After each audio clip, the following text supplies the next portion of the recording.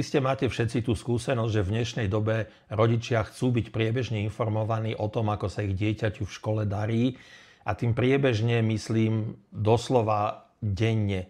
Čo je veľká zmena oproti minulosti, keď som ja chodil do školy, tak moja mama prišla 2 alebo 3 krát za pol rok do školy na rodičovské združenie a tam dostala papierik s mojimi známkami a to bolo všetko.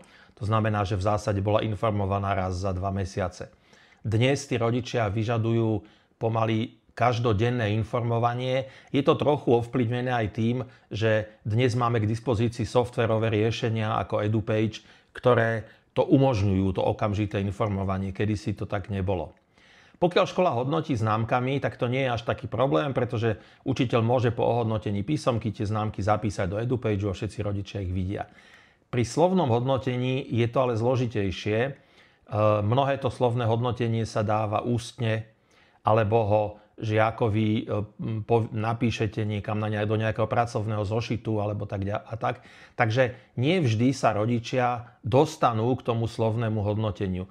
A ja si myslím, že to je v poriadku, ja v tom nevidím problém, ale uvidíte, kam smerujem. To znamená, že skúsenosť zo škôl, ktoré zaviedli slovné hodnotenie, je taká, že mnohí rodičia majú pocit, že sú nedostatočne informovaní o tom, že majú nedostatočnú spätnú väzbu o tom, ako sa tomu dieťaťu v škole darí.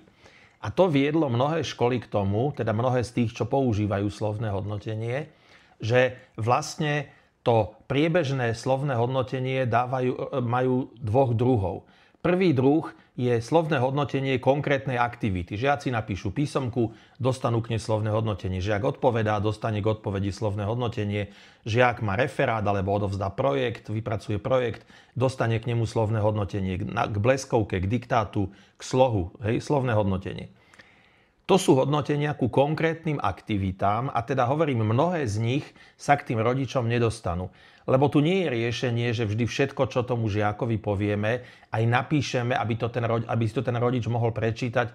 To je absolútne mimo možností učiteľov. To znamená, že naozaj mnohé to slovné hodnotenie ide len ústne. A to je v poriadku, zákon s tým počíta a povoluje to.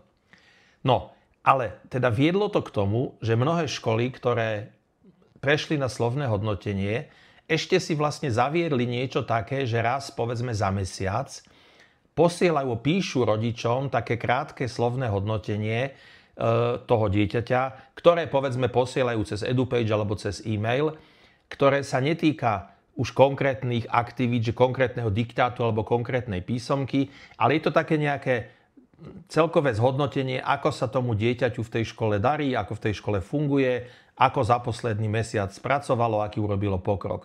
Čiže priebežné hodnotenie na školách, ktoré používajú slovné hodnotenie, vlastne má 2 podoby.